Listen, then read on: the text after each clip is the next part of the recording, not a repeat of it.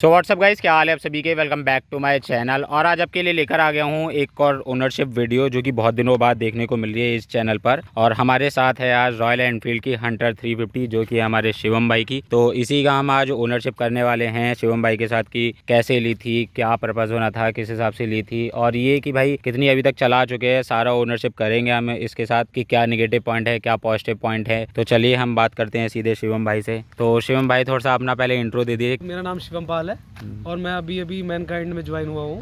तो ये तो पहले ही ले ली थी मैंने मैनकाइंड में ज्वाइन होने से पहले ही। और बस ये रहा कि बाइक अच्छी लगी मेरे को, देख मतलब इसका जो ऑल ओवर चीज़ है सब बढ़िया लगा।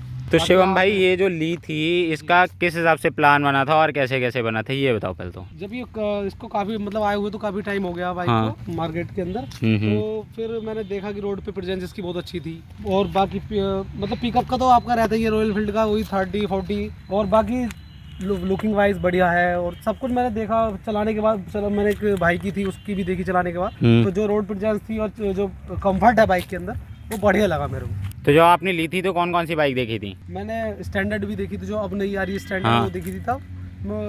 तो वो मतलब मेरी एक तो मेरे साथ जो है हाइट का प्रॉब्लम है। हाँ। तो ये जो है अपना वो थोड़ी सी ऊंची थी आपके हिसाब से? हाँ मेरे हिसाब से वो ऊंची तो ये थोड़ी नीची है। अच्छा। मैं कंफर्ट रहता हूँ। और ये बाइक जो है अपना मतलब स्पोर्ट लुक उसमें दे दी है, स्पोर्ट्स लुक में थोड़ी स्पोर्ट लुक में है। तो मार्केट में भी इजीली कंफर्टली चला सकते हैं इसको। तो आपने ये बाइक ली कब थी? मैंने सितंबर 13 को ली थी बाइक। सितंबर, तो लगभग 4 महीने हो चुके हैं आपको चलाते हुए, 4-5 महीने। तो तब से जो चला रहे हो आपको कैसा एक्सपीरियंस फील कर रहे हो उसके साथ? बढ़िया, एक नंबर एक्सपीरियंस है इसके साथ। जैसे राइड में कोई दिक्कत या किसी चीज में? नहीं, तो मार्केट पे रोड प्रेजेंस सब एक नंबर है। और जैसे ये ली थी कितने की ली थी आपने उस टाइम? मेरे को पड़ी थी 2,17,000। 2,17,000 की। और ये जो है ना टॉप है, टॉप मॉडल 3 आते हैं, रेट्रो, फैक्ट्री और रेबल। हाँ। तो ये रेबल है और रेबल का जो ये कलर है ये 5,000 रुपये महंगा है सबसे। जो ये सबसे मतलब टॉप पे आती है बाइक जो है। इसकी सर्विस कितनी करा ली है अभी तक? सर्विस इसकी 2 सर्विस करा चुका हूँ मैं शोरूम से ही। हाँ। तो पहली कितने पे हुई थी? पहली 500 पे कराई थी और दूसरी 2,000 किलोमीटर की चलाने के बाद। तो इनमें जैसे आपने सर्विस उस पर कराई है शोरूम पर, तो उसमें कुछ कॉस्ट गई या फ्री ऑफ कॉस्ट थी अभी? जो लेबर चार्ज था वो फ्री ऑफ कॉस्ट था, उसका जाता है अपना मोबाइल जो डलता है, ऑयल वाइल जो जाता है जो थोड़ा सा एक्स्ट्रा चीजें डलती हैं उस चीज का। फर्स्ट सर्विस थी तो वो मेरे को पड़ी थी समथिंग 1300-1400 रुपए की। और सेकंड भी बस इतनी की थी, ज्यादा नहीं था इससे भी। और जो कि अभी भी इसकी सर्विस करा के आ रहे हैं तो उसकी क्या कॉस्ट पड़ी अभी तो जो है सर्विस का नहीं था, बस वो थोड़ा सा इंजन में इशू था, मतलब कि आवाज आ रही थी कुछ, तो वो ही चेक कराने के लिए गए थे। क्या दिक्कत हो गई थी इंजन में? चेंज हुआ है इसका, एक वो 95 रुपये का पड़ा है बस। इंजन में क्या दिक्कत आ गई थी? इंजन में कुछ नहीं,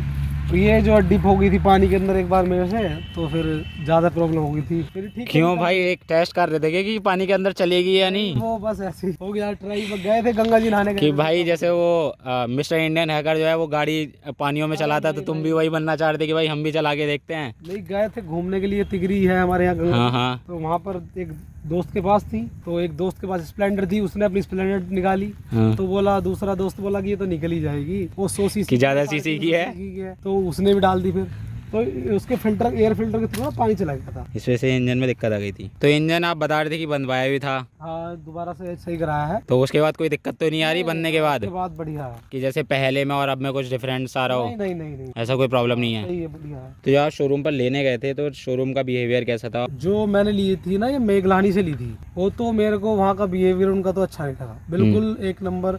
कुछ नहीं, मतलब उनको कह नहीं सकते कि वो किसी लायक है। फिर मैं यहाँ आया कांसा पर, जो दिल्ली रोड पर अपना, यहाँ पर अपने एक रजनीश शर्मा भाई हैं, उन्होंने मेरे को बताया शिवम भाई आप परेशान मत हो, बिल्कुल बढ़िया करके देंगे, जैसा बाइक आपको नहीं ली थी उसी तरीके से देंगे। तो उन्होंने बिल्कुल एक नंबर, बिल्कुल जैसा बाइक नहीं ली थी मैंने उसी तरीके की बाइक है आप भी। अच्छा, जब आपने इंजन बनवाया था तो पहले वहाँ पे भी गए थे जहाँ से ली थी? हाँ, वहाँ पे भी। तो वहाँ उन्होंने ढंग से बिहेवियर नहीं करा? उनका मतलब सही नहीं था कि ये हो गया। तो क्या कहा था उन्होंने जब आप उन पे गए? तो उन्होंने कहा कि इसके अंदर इतना पैसा लगेगा, वो लगेगा, उल्टी सीधी बातें बताई। फिर मैं थोड़ा वहाँ से परेशान होकर आ गया। हाँ। फिर एक भाई मिले, पंकज भाई थे हमारे, उन्होंने वो पहले इसमें आकांक्षा में जॉब करते थे। फिर उन्होंने मेरे से बताया कि आप जो है यहाँ पर दिखाइए आकांक्षा, दिल्ली रोड वाले पे। दिल्ली रोड वाले पर। तो मैं जब यहाँ आया तो रजनीश शर्मा भाई मिले मेरे को, उन्होंने मेरे को बताया कि तुम परेशान मत हो, हम इसको कर देंगे। तो उसमें कितना कॉस्ट आया था इंजन बनने पे आपका? वो तो ज़्यादा नहीं, थोड़ा ही बहुत था, इतना नहीं था, मतलब जितना वहाँ पर बताया था उसका जो वहाँ पर बताया था उसके कंपेयर में बहुत कम था। वहाँ कितना बताया था? वहाँ तो 40-50 हज़ार रुपये बताए थे। और यहाँ कितना पड़ा? यहाँ तो बहुत कम, जो कि मैं बता नहीं चाहूँगा, मगर बताया। क्यों बताना क्यों नहीं चाह रहे? बहुत कम बताया, मतलब वहाँ के मुकाबले बहुत ही कम। जो उनका अच्छा। लेबर चार्ज वगैरह वगैरह जो था। तो जैसे इसका कंफर्ट है, ये सब है, सस्पेंशन कोई प्रॉब्लम तो नहीं होती जैसे झटकों में बस लगता हो कि आपको कि थोड़े और इम्प्रूव होने चाहिए थे? सस्पेंशन में है थोड़ा, जो झटके हैं वो लगते हैं थोड़ा सा। तो अगले में, पिछले में? पिछले वाले जो है, अगला तो बिल्कुल सही है। और एक थोड़ी सी इसमें प्रॉब्लम आती है हीटिंग की, जो इतना बड़ा इंजन है तो हीट तो हो गई, तो वो हीटिंग की थोड़ी प्रॉब्लम आती है, बाकी कुछ नहीं है। कोई भी जैसे स्टैंडर्ड हुई, क्लासिक हुई, सभी का इंजन हीट होता है थोड़ा। बस इसमें थोड़ा, इसमें क्या है कि उनका 19 होता है, इसका 20 होता है। अच्छा, इसका ज़्यादा होता है थोड़ा सा। और इसके हैंडल की वाइब्रेशन में क्या है या नहीं? हैंडल में वाइब्रेशन तो कुछ नहीं है, ऐसा कुछ बिल्कुल भी नहीं है? नहीं। टॉप स्पीड ले जाओ तब भी कोई दिक्कत नहीं होती? नहीं, ऐसा कुछ। तो टॉप स्पीड कितनी लेके गए हो अभी तक? मैंने अभी तक 120 चलाई है। 120? तो उस टाइम फील क्या कर रहे थे? आपको लगा था कि और खिंच जाएगी ऊपर, या 120 बस एंड थी? पहुंच जाएगी और 10-15 और बढ़ेगी। अच्छा, मतलब फिर भी मैंने देखा नहीं था ट्राई करके। हाँ। देखते हैं एक दो बार। चलो वो ठीक है भाई, थोड़ा सा अपने देखना सेफ्टी चाहिए, की बात रहती है, सेफ्टी पर्पज से भी। ऐसा कोई वो नहीं है कि हाँ टॉप स्पीड अगर ज़्यादा है तो उसी को खींचना ज़रूरी है। मतलब कि तुमने 120 से टॉप स्पीड चलाई है जी। और उसके बाद भी लग रहा था कि 10-15 और खिंच जाएगी। हाँ। तो इसके फीचर कुछ बताओगे कि जो आपको सबसे ज़्यादा पसंद आए हो? फीचर तो सेम ही रहते हैं, क्लासिक में देख लो या कोई किसी में भी देख लो, वीटीओ वगैरह वगैरह सब में सेम ही फीचर है।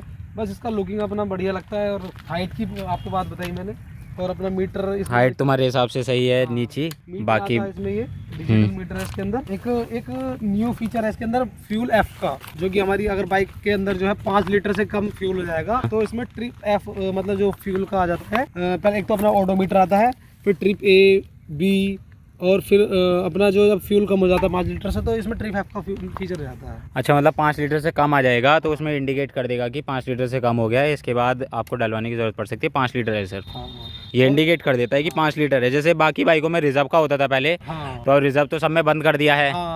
और अब इस बाइक में ये कर दिया है कि 5 लीटर से जैसे ही कम होगा वो आपको इंडिकेट कर देगा कि 5 लीटर से कम हो गया है। अब आप अपनी रेंज देख लीजिए और उसके हिसाब से डला लीजिएगा। और इसमें अपना जो गियर का तो आता ही है, गियर शो करता है। गियर तो अब सभी में आने लगा है कि पहला गियर, दूसरा गियर, अब तो सब में ही शो करने लगा है। ये तो सही बात के लिए भी इसमें पॉइंट दिया हुआ है, यहाँ पर हैंडल में दिया हुआ है, जैसे कि मैटियोर में दिया हुआ है। मैटियोर में यहाँ दिया हुआ है साइड के पैनल के नीचे, वो पहले पैनल खोलेंगे तो चार्ज करेंगे, तो इसमें जो है यहाँ पर हैंडल पे ही दिया हुआ है इस जगह पर।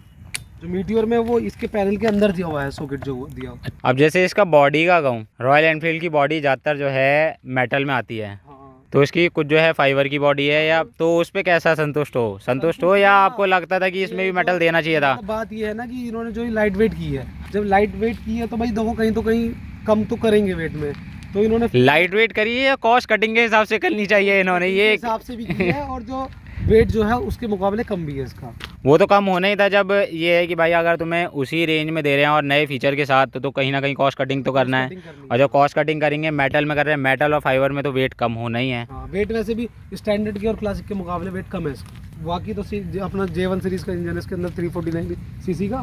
और पिकअप कैसा है इसका? पिकअप स्टैंडर्ड और क्लासिक से हाई है। मैंने स्टैंडर्ड से रेस लगाई थी इसके साथ एक बार, तो देखा, पहले मैं इसके ऊपर बैठा अपनी बाइक के, फिर स्टैंडर्ड के ऊपर बैठा मैं, वो कभी ड्राइवर में थोड़ा सा वो तो स्पोर्ट के लुकिंग, मतलब स्पोर्ट के, मतलब इसमें ज़्यादा था उसके स्टैंडर्ड के मुकाबले। क्लासिक से भी देखा नहीं है अभी रेसिंग लगा के, उससे भी देखते हैं क्या है दोनों। और जैसे इसका एवरेज है, कंपनी ने कितना बताया था? कंपनी ने 36 किलोमीटर प्रति वो बताया था लीटर। 36 बताया था। और तुम कितना निकाल रहे हो अभी? मैं वही मार्केट में रहता है वही 30-32 रहता है।